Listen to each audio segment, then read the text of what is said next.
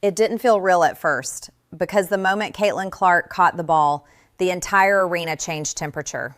You could literally see it. People were standing up without realizing they stood up. Defenders were pointing, yelling, panicking, like someone had pulled a fire alarm. And here's the crazy part. Caitlin wasn't even open, not even close. She was smothered. Two bodies leaning into her, a third one creeping up like a trapdoor about to slam shut.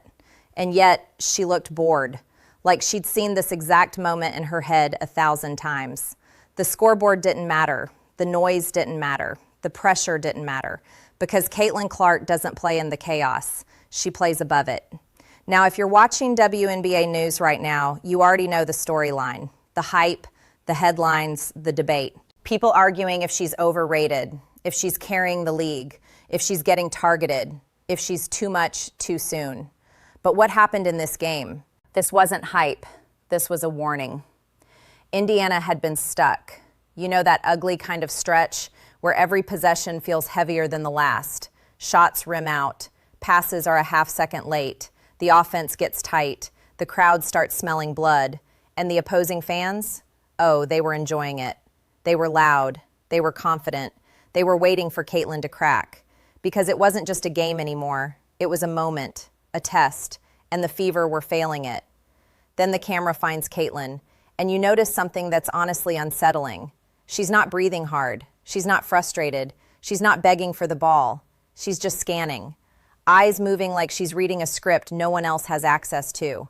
And with every second that passes, the defense tightens harder, which is exactly what they think they're supposed to do. But what they didn't realize is that the tighter you squeeze Caitlin Clark, the more dangerous she becomes. And then it happens. The possession that changes everything. The ball swings, the shot clock drops, the crowd rises, and Caitlin finally gets it. Not in rhythm, not in space, not in a good look. She gets it in the worst possible spot. The kind of spot where most players just try to survive.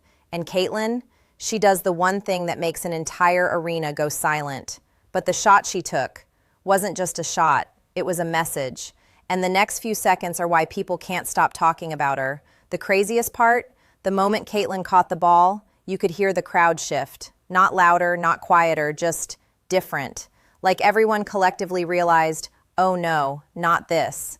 Because defenders don't guard Caitlin Clark the way they guard anyone else. They don't just play defense, they play fear. Two defenders were already flying at her, arms up, bodies angled, ready to force her into the worst shot imaginable. And Caitlin, she didn't flinch. No hesitation dribble, no wasted movement, no let me reset. She just did this small, almost invisible thing. A tiny step, not a big move, not a flashy crossover, just a surgical adjustment. And suddenly, the defenders were in trouble. Because Caitlin Clark's game isn't built on speed, it's built on timing. And timing is what breaks professionals. The shot clock is dying. The Fever are desperate. The offense has been ugly for minutes, and the crowd is tasting it, chanting, waving, barking. This is the moment where most rookies shrink, where they try to make the safe play, where they dump it off, or force a pass, or take a rushed, nervous shot they don't want. But Caitlin, she wants this. She takes one more dribble, the defense collapses, and then you see it.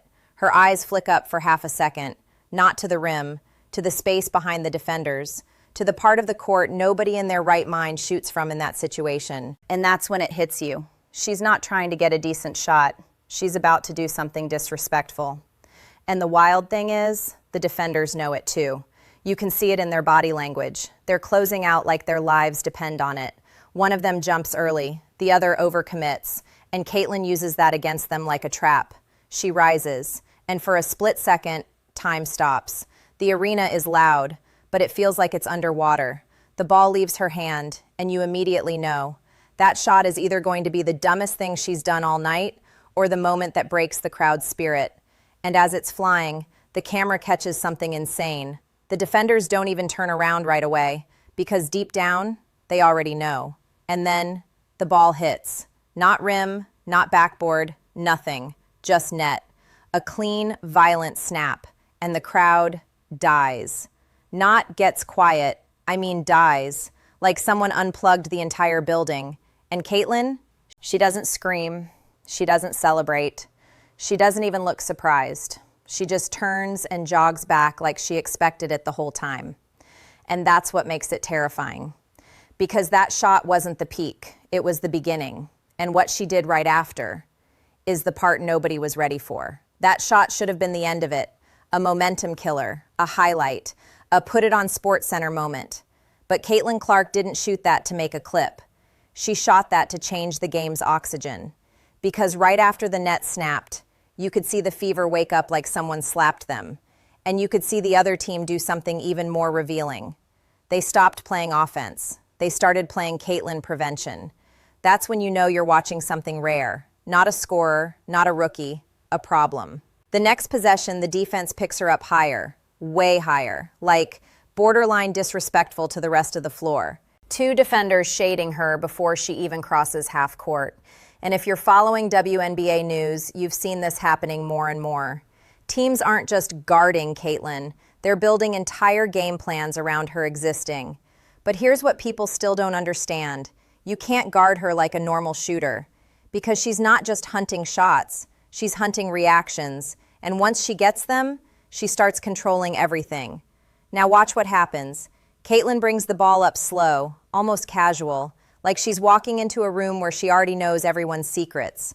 The defender is pressed up tight, hands in her face, and Caitlin does something that looks simple. She gives the ball up, a quick pass, nothing fancy, and the defense relaxes for half a second because they think, okay, we survived. But that's when the trap snaps shut, because Caitlin doesn't need the ball to dominate you. She needs your attention. She relocates instantly, slides to the wing, then the corner, then back out, like a ghost. And the defenders, they start talking louder, pointing harder, switching faster. But they're late, always late, because Caitlin isn't reacting to them, they're reacting to her. Then comes the next possession, the one that really breaks the crowd. Indiana swings the ball, the defense collapses again, and Caitlin gets it back with space. Not much, but enough. And the crowd is begging for a miss. You can feel it. They want to believe that first shot was luck, that it was a fluke, that the rookie magic will wear off. Caitlin rises again, but this time, she doesn't shoot. She pump fakes. The defender bites.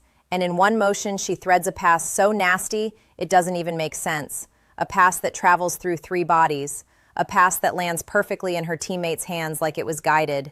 Layup, bucket, timeout. And now the arena isn't silent anymore.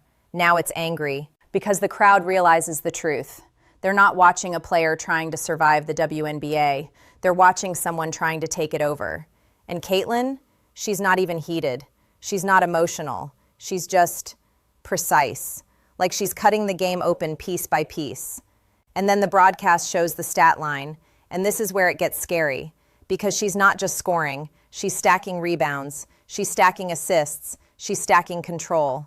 She's on pace for a night that makes no sense, and with every possession you can see the defense cracking.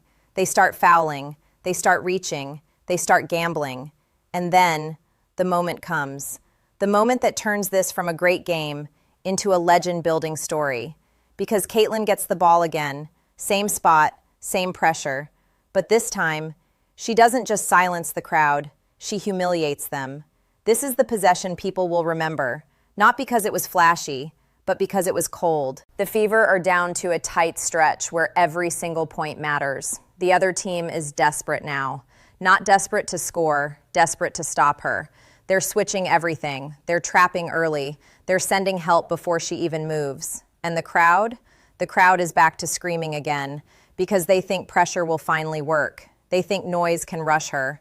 They think if they make the moment chaotic enough, Caitlin Clark will finally play like a rookie. But Caitlin doesn't play the moment. She plays the math. She walks the ball up, slow, almost disrespectfully slow, and the defender is right on her hip. Then another defender shades over. Then another. 3 sets of eyes locked on one player, and Caitlin sees all of it. She takes one dribble to her left, and the defense shifts with her like a school of fish. Then she stops, just stops, and for a split second everyone freezes, because no one knows what she's about to do. Is she pulling from deep again? Is she driving? Is she about to throw another impossible pass? And that uncertainty, That's her real superpower. Then she does it. She rises. But not from the logo this time, not from the wing. She rises from that in-between range where defenders think they finally forced her into the wrong shot, the safe shot, the one you want her taking. Except it isn't safe, not for them. Because Caitlin's release is so fast, so clean, so balanced, it doesn't even look like a difficult attempt. The ball leaves her hand, and the crowd starts to scream. But halfway through the scream, they stop, because they can tell. It's pure. The ball drops straight through the net, and this time, the silence is different. This silence isn't shock. This silence is acceptance. Like the arena finally understands, you can't rattle her. And then Caitlin does the most brutal thing of all. She doesn't celebrate. She doesn't talk. She doesn't gesture. She just turns, jogs back, and stares forward like she's already moved on to the next play.